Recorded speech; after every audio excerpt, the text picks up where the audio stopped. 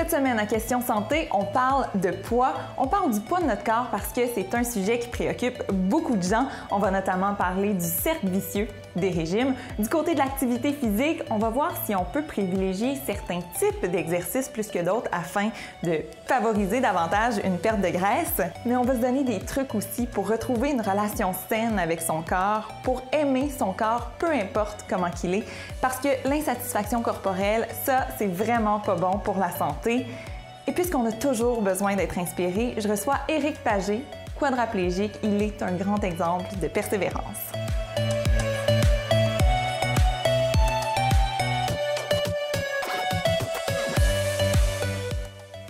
Des régimes, il y en existe de toutes sortes, vous le savez, et il y en a toujours un, on dirait qu'il est plus intéressant qu'un autre.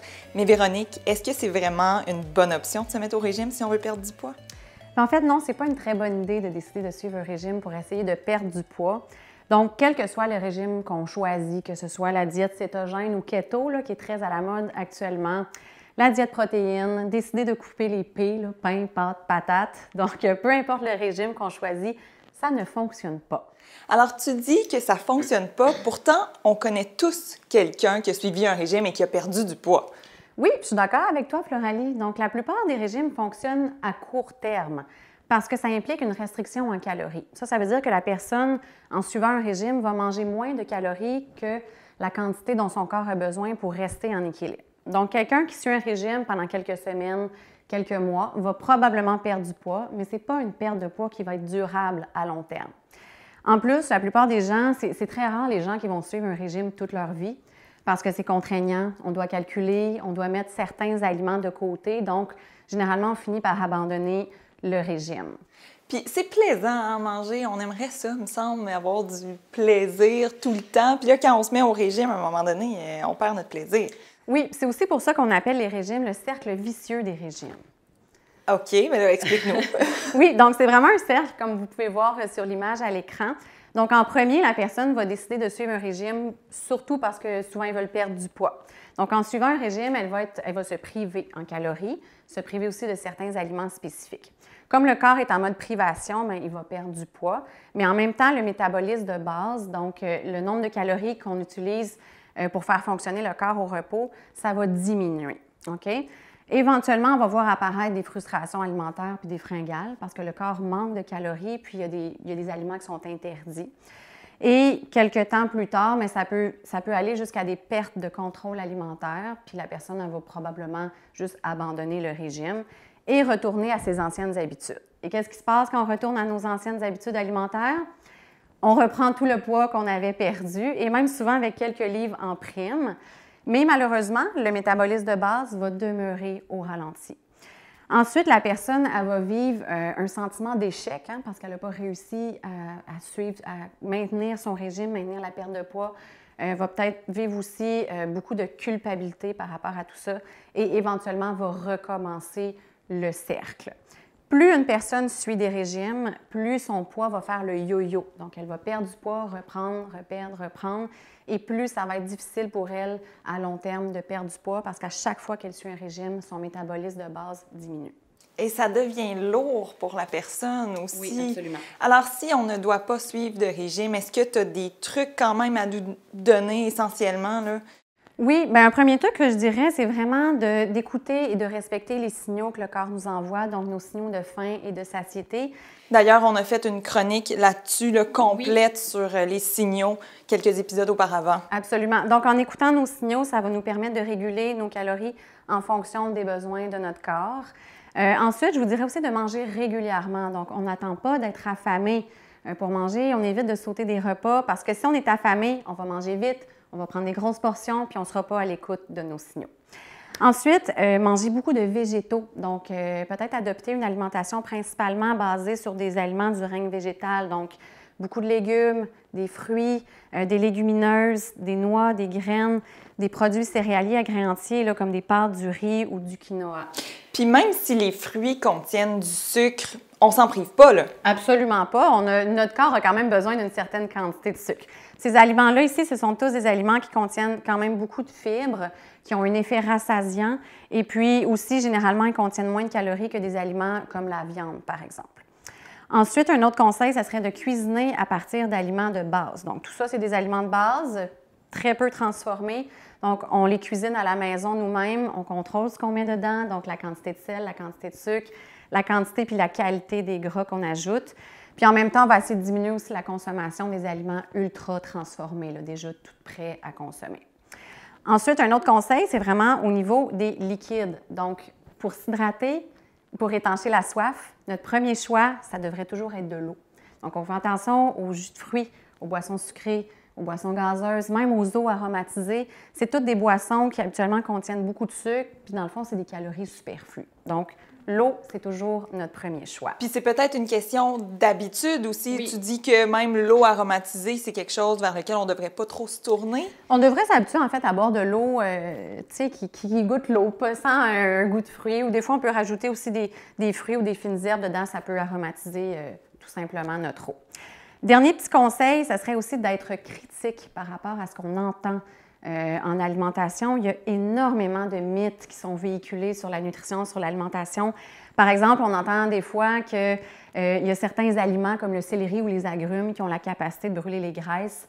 Mais c'est pas vrai, il n'y a pas d'aliment qui peut venir brûler les graisses dans notre corps. Donc, soyez critique vraiment avec ce que vous entendez en nutrition. Merci, Véronique. On va aller voir maintenant ce qu'on peut faire du côté de l'activité physique pour optimiser notre perte de poids.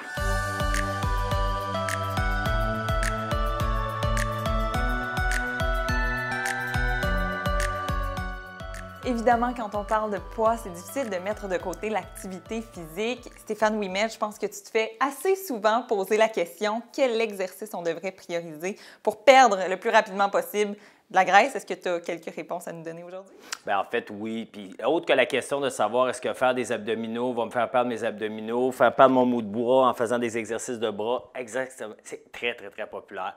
Malheureusement, ce qu'il faut bien comprendre, c'est que lorsqu'on a le muscle, il y a une couche de graisse à l'extérieur de ce muscle-là, puis il n'y a pas de connectivité entre cette graisse-là et le muscle. Donc, même si on fait un exercice pour un muscle en particulier, il ne va pas nécessairement puiser son énergie dans ces graisses-là, mais plutôt où ça lui tente par le biais d'une vascularisation un peu n'importe où, de façon très aléatoire. Alors, si on ne peut pas privilégier là, comme ça un certain type d'exercice, par contre, il y a un concept là, assez commun dans le domaine de la perte de poids, c'est le métabolisme de base. Là. On pourrait l'augmenter. Absolument. Donc, le métabolisme, en fait, c'est notre fournaise intérieure. 60 à 70 des calories qu'on brûle dans une journée viennent de ce métabolisme-là. C'est ce qu'on brûle à ne rien faire, en fait, comparativement à environ 10 à 30 qui viennent de l'activité physique. Donc, c'est quand même très, très, très imposant.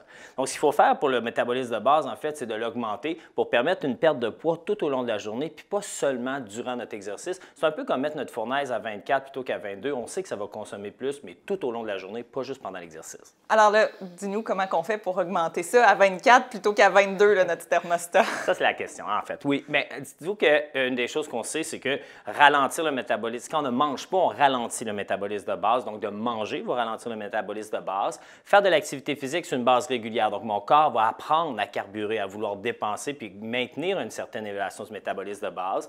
Même si des fois, on a tendance à déproportionner la dépense calorique qui vient de la masse musculaire, c'est quand même très important d'augmenter notre masse musculaire. Dites-vous qu'une livre de muscle, ça brûle 3 fois plus de kilocalories par temps qu'une livre de graisse. Ça, c'est super important. Et puis, améliorer la composition corporelle, ça a des effets non seulement à court terme, mais sur très long terme aussi. Une boule de ping-pong de muscle, c'est 3 fois plus pesant qu'une boule de ping-pong de graisse. Donc, quand vous embarquez sur la menteuse, même si la menteuse, elle vous dit que vous pesez 160 livres, si vous êtes 160 livres de muscle, c'est beaucoup mieux que 160 livres de graisse. Et l'autre chose qu'on sait, c'est que plus l'intensité de notre activité physique est élevée, plus la dépense calorique pendant cette activité-là va être grande, mais aussi après. Donc ça a un effet très, très, très, très imposant sur notre alimentation du métabolisme. OK, donc lien entre intensité et métabolisme.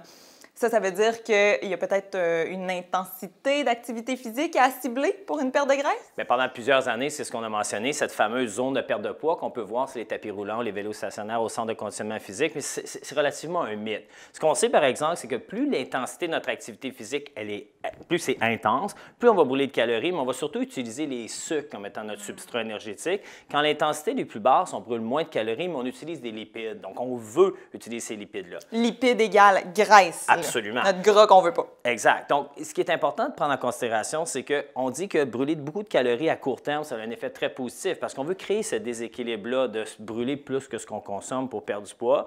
Mais il faut aussi faire des exercices de basse intensité pour apprendre à mon corps à utiliser les lipides. Donc, sur une longue période de temps, puis le voir sur une semaine, il faut partager les différentes activités entre haute intensité et basse intensité. Puis les recherches démontrent que la meilleure façon, au niveau des exercices cardiovasculaires et musculation en circuit, de le faire pour perdre du poids, c'est de le faire par intervalle. Des points de haute intensité, basse intensité. Comme ça, on va venir chercher tous nos différents substrats énergétiques, brûler autant des sucres que des graisses sur une longue période de temps. Peux-tu nous donner un peu plus d'exemples d'exercices d'intensité élevée ou basse? Oui.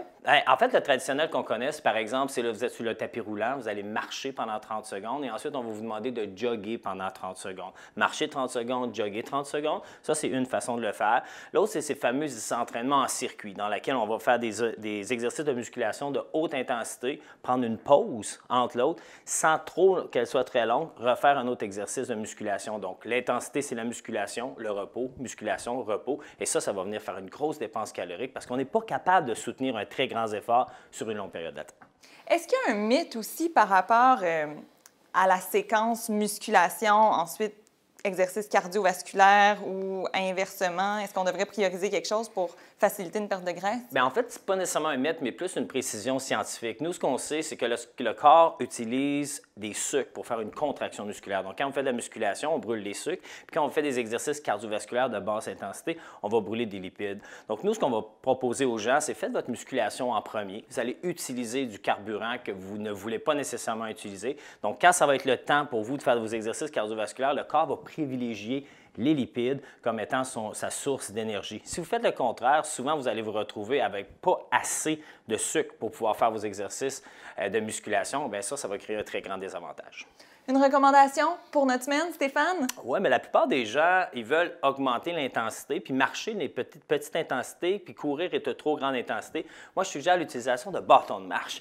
Donc, la marche nordique, c'est une bonne façon non seulement d'améliorer la stabilité, la posture, mais aussi ça augmente de 40 la dépense énergétique. Puis ça, pour la perte de poids, c'est excellent. Et c'est facile de le faire, là. Absolument, ça coûte pas cher. Ça coûte pas cher. Merci, Stéphane. Et vous savez, à Question Santé, on veut pas juste mettre l'accent sur la perte de poids. C'est important aussi de prendre le poids dans sa globalité. Comment on peut améliorer, en fait, notre relation avec notre corps, la relation qu'on a avec notre poids tel qu'il est, tout simplement. Alors, je m'en vais rejoindre Audrey Saint-Onge.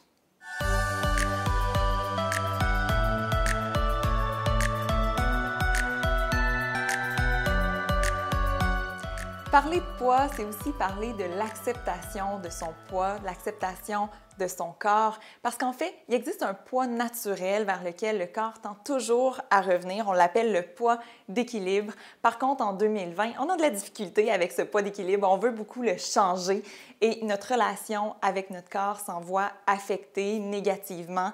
Et c'est un problème dans notre société, Audrey. Effectivement, qui n'a jamais entendu la fameuse expression « il faut souffrir pour être belle ». Ça peut avoir l'air inoffensif, mais c'est un principe qui est très, très ancré dans notre société. D'ailleurs, on peut l'observer dans tout ce qui entoure la culture des régimes. Mais qu'arriverait-il si on pensait autrement? Qu'on se disait à la place « il faut que je m'aime pour être en santé ». Donc aujourd'hui, je vous donne des trucs pour améliorer votre relation avec votre corps tout en adoptant des saines habitudes de vie. On veut les entendre, ces trucs, c'est certain. Mais d'abord, tu as des statistiques là, assez alarmantes par rapport à l'insatisfaction corporelle. Effectivement, près du 3/4 des femmes seraient insatisfaites de leur silhouette et à peu près le quart d'entre elles auraient des préoccupations à tous les jours par rapport à leur poids au point qu'elles considèrent que ça contrôle leur vie. Même les hommes, ils commencent à avoir des difficultés avec ça. Effectivement, souvent, on pense que c'est un problème juste de femmes, mais non, les hommes aussi vivent de plus en plus d'insatisfaction par rapport à leur corps, leur silhouette, leur poids, leur musculature, donc il faut aussi se préoccuper d'eux. Et c'est un problème qui est alarmant parce que chez les personnes qui ont des insatisfactions corporelles, on voit plus de symptômes dépressifs, plus d'anxiété et plus de détresse. Puis dans notre société, là, il y a un mythe, hein? Puis on va essayer de défaire ce mythe-là. Il y a un certain mythe selon lequel, si on aime notre corps, si on s'aime, on ne sera pas assez motivé pour changer nos habitudes. En effet, on se dit, si j'aime pas mon corps et que je vise un idéal, c'est ça qui va me donner la force de changer mes habitudes de vie. Ça peut marcher à court terme, mais ce qu'on voit, c'est qu'à long terme, ça amène de la culpabilité par rapport à nos habitudes et la motivation baisse et finalement, on n'est pas capable de maintenir ces changements-là parce qu'on combat notre corps. En aimant son corps, c'est faire équipe avec son corps. Et dans le fond, quand on aime quelque chose, quand on aime quelqu'un, qu'est-ce qu'on fait? Bien, on en prend soin et c'est la même chose avec le corps. Alors, comment arriver à plus aimer son corps? On veut les trucs. Donc, c'est des trucs qui peuvent fonctionner dans nos habitudes de vie, des petites choses qu'on fait au quotidien qu'on ne se rend pas nécessairement compte. Premièrement, les réseaux sociaux. Qui n'est pas aujourd'hui sur Facebook ou Instagram? Bien, souvent, ça nous amène à visionner beaucoup de contenu, beaucoup de corps, justement. Et certains comptes présentent des corps qui sont parfaits, idéalisés, qui sont aussi modifiés par ordinateur. Et ça, les études le montrent, ça peut affecter négativement notre image corporelle. Donc, ce qu'on conseille, c'est si vous voyez, quand vous êtes sur Instagram, des comptes qui vous font sentir pas bien dans votre corps, simplement vous désabonner et vous abonner à des comptes qui présentent de la diversité corporelle. Aussi, tout simplement, passer moins de temps sur les réseaux sociaux, toujours un bon conseil. Oui, puis aller prendre des marches à la place, aller faire de l'activité. Beaucoup d'autres choses qu'on peut faire à la place. Mais on a tendance, même avec les réseaux sociaux, mais même sans les réseaux sociaux, puis ça se passe beaucoup dans l'univers des femmes, on se compare les unes aux autres. Oui, effectivement, quand on va observer une autre femme, des fois, on va voir un peu qu'est-ce qu'elle a là que moi, je n'ai pas. Il faut faire attention à ça parce que ça vient vraiment jouer avec notre estime de soi. Donc, tout simplement s'attraper quand on fait « Ah, je suis en train de me comparer » et d'essayer de se retenir. Puis on peut avoir des pensées comme « Un beau corps n'enlève pas la beauté du mien et tous les corps sont différents. » Donc, il faut vraiment se retenir de faire ça. L'autre habitude qu'on a beaucoup dans notre société, c'est se peser. Effectivement, donc se peser à tous les jours, tous les matins, ça peut amener, ça peut accentuer les insatisfactions parce que si on voit des changements, par exemple, « Oh, j'ai pris 0,5 livres aujourd'hui », bien, les personnes qui sont préoccupées peuvent vivre de la tristesse toute la journée, puis être encore plus Ça vient miner notre morale, en fait, pour toute la journée. On part mal, là. On part du mauvais pied. Donc, on conseille d'espacer les pesées. C'est pas nécessaire de se peser à tous les jours. On peut se peser aux semaines, voire même aux 2 semaines, puis c'est amplement suffisant. On a tendance à être dur envers soi-même. On parle de comparaison, mais on se fait à soi-même des commentaires. Là. On peut s'enregistrer dans notre tête là, en se faisant toujours les mêmes commentaires. Oui, en effet, souvent, on va se parler de façon dure et on se fait pas souvent des commentaires positifs. Donc, des fois, ça peut avoir l'air forcé, mais simplement, quand vous vous regardez dans le miroir, d'identifier volontairement 1, 2, 3 aspects de votre corps, de votre visage que vous aimez, puis vous le dire mentalement, même à haute voix. Ça peut avoir de l'air ridicule, mais à force de le faire, ça va venir augmenter notre image corporelle positive. Est-ce qu'on peut peut-être, dans nos discussions, diminuer le mot poids ou diminuer les références à tout ce qui est poids, image corporelle, etc. Il y a moyen de faire ça?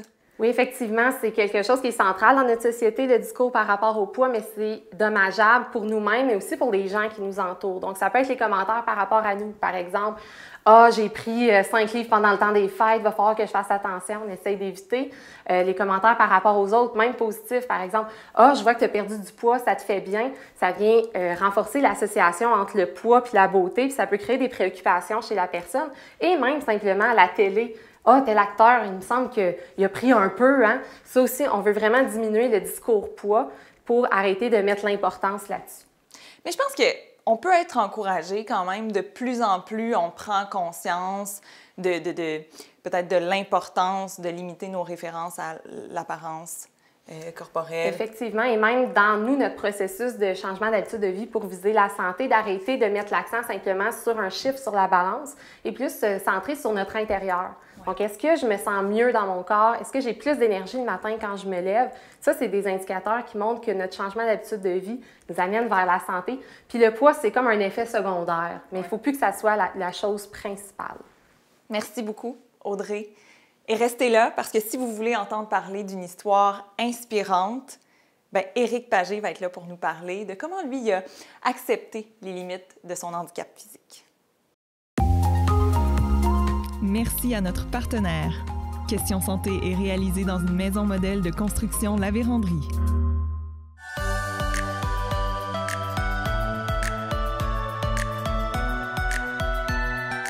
On a tous nos moments d'embûche dans la vie, nos moments où on se sent complètement découragé. Mais j'ai invité quelqu'un aujourd'hui qui va vous redonner espoir, qui va vous dire de foncer, peu importe ce qui se passe dans votre vie. Bonjour, M. Pagé. Bonjour, Flavie. Éric Pagé, vous avez été déclaré quadraplégique le 21 avril 2005. Il existe donc un avant après 2005. Pouvez-vous nous expliquer là, d'abord brièvement qu'est-ce qui s'est passé comme accident dans votre vie? Oui, bien sûr. Moi, je suis un passionné du vélo de montagne. Je le suis encore, mais maintenant, c'est différent. Mais on revient en 2005. J'ai fait une chute en vélo de montagne de 21 pieds. J'ai tombé sur la tête. Ce que ça a fait, c'est que ça m'a cassé le cou.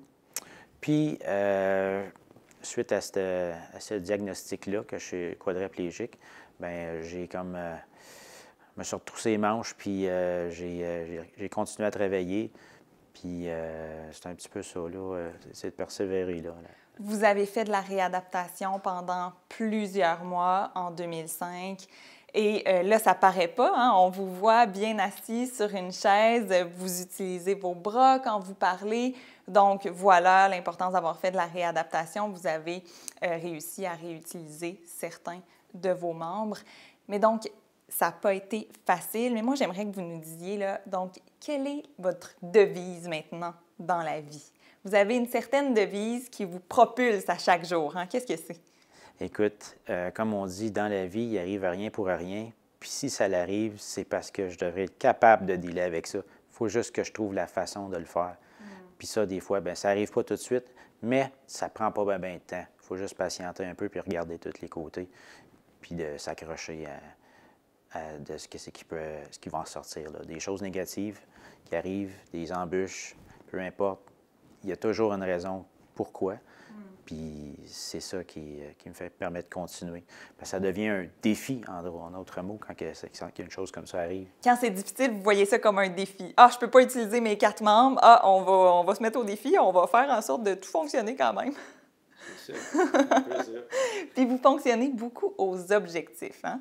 Oui, c'est ça. Donc, je me suis fixé des objectifs. Puis,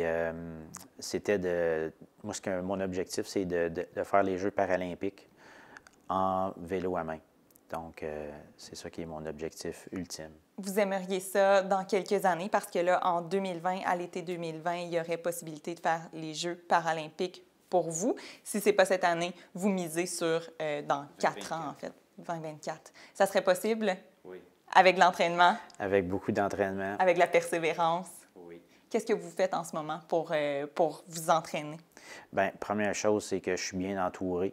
J'ai un coach, j'ai un entraîneur au gym, j'ai une physio, j'ai un chiro.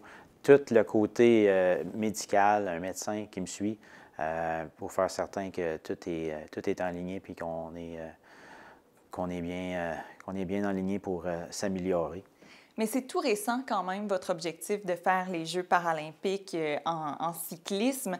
Avant l'objectif du paracyclisme, qu'est-ce que vous aviez comme objectif avant pour vous maintenir? Là, hein? Parce qu'à un moment donné, vous m'avez déjà dit à quoi ça sert de se lever le matin si j'ai pas d'objectif? Effectivement. Je travaillais le bois, je faisais des meubles, mais il me manquait mon petit côté compétitif. Tu sais, compétitionner contre le faire dans 5 minutes ou le faire dans 1 heure. C'est pas grave. Quand tu travailles le bois, il faut que tu sois patient, il faut que tu prennes ton temps. Je précise ici, vous travaillez le bois, mais là, ça, c'était pas avant votre accident. C'était après votre accident, vous étiez en fauteuil roulant? Oui. Ah! Oui. OK. Donc, en fauteuil roulant, vous faisiez des meubles de bois? Oui, c'est ça. OK. Oui. C'était une passion, puis j'ai pu travailler là-dedans. Ça m'a donné le goût de faire ça. Mais c'était mon petit côté compétitif qui n'était pas comblé. C'est ce qui me manquait. Parce qu'avant de faire du bois, travailler le bois, disons que je faisais du rugby en fauteuil roulant. Puis ça venait me chercher. Mais à un moment donné, les blessures, la famille fait que, bon, ben on est moins assidu à faire ça, donc on cherche un autre défi. Puis c'est ça que je faisais. Je faisais des meubles de bois. J'aimais bien ça, mais mon côté compétitif me manquait, donc je suis revenu à l'entraînement, puis avec un nouveau défi qui est dans le paracyclisme. Le rugby, vous en parliez, ça vous a beaucoup aidé, ça, à vous stabiliser, à vous donner un bon entourage dans votre vie? Exactement. Quand j'étais au centre de réadaptation à Ottawa, j'ai rencontré des joueurs là-bas qui jouaient au rugby, qui étaient une équipe. Puis j'ai adhéré tout de suite à ça parce que c'est avec eux autres que j'ai appris à vivre avec mon handicap. J'ai appris tellement de choses. Écoutez, on sortait en gang pour aller souper. On arrivait là, 6 chaises en fauteuil roulant. La petite madame qui prenait les commandes, elle nous voyait arriver, elle faisait « Où c'est je vais les mettre? » Tu sais, 1 heure de souper, là, c'est bourré de monde. C'est ça. Mais tu sais, ça m'a permis d'apprendre à vivre avec 4 roues, puis d'accepter que c'est comme ça aujourd'hui. Mais c'est grosso modo, si j'aurais un meilleur conseil à donner à quelqu'un que ça lui est arrivé, d'aller voir les gens puis de rentrer dans le sport collectif comme ça, parce que c'est la meilleure place que tu peux apprendre n'importe quel truc. Parce qu'au rehab, ils font ce qu'ils peuvent avec leurs outils, mais tes outils à toi, tu vas les développer toi tout seul, puis avec les gens que tu es alentour d'eux. Oui, s'entourer en fait des gens qui nous ressemblent, ça va s'aider, on va se sentir supporté certainement. Comment on joue au rugby en fait en fauteuil roulant? OK, bien c'est un fauteuil qui est complètement blindé. Puis tu es strappé, tu es vraiment tout attaché dans la chaise, donc la chaise te protège. Puis se passe sur un court de basketball. OK. C'est un ballon qui est un ballon de volleyball qui est modifié, puis vu qu'on n'a pas trop de fonctions avec nos doigts, donc on met des gants, puis on se met de la colle dans nos mains, puis ça permet d'attraper le ballon quand même plus facilement, puis de le relancer. Donc 4 contre 4 sur un court de basket, puis le but du jeu, c'est comme en football, c'est d'aller scorer un but au cône de l'autre côté. Fait que, avec un mélange de hockey, soccer, football, basketball, ça a donné le rugby en fauteuil roulant. Puis vous, peu importe ce qui se passe dans votre vie, comme le rugby, ça, c'était une façon de vous épanouir.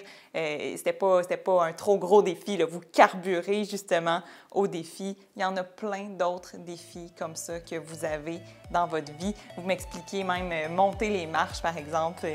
Vous y arrivez même avec votre fauteuil. Oui. Merci beaucoup de nous inspirer, Éric Pagé. Et moi, je vous dis merci d'avoir été là à la maison. On se dit à la semaine prochaine.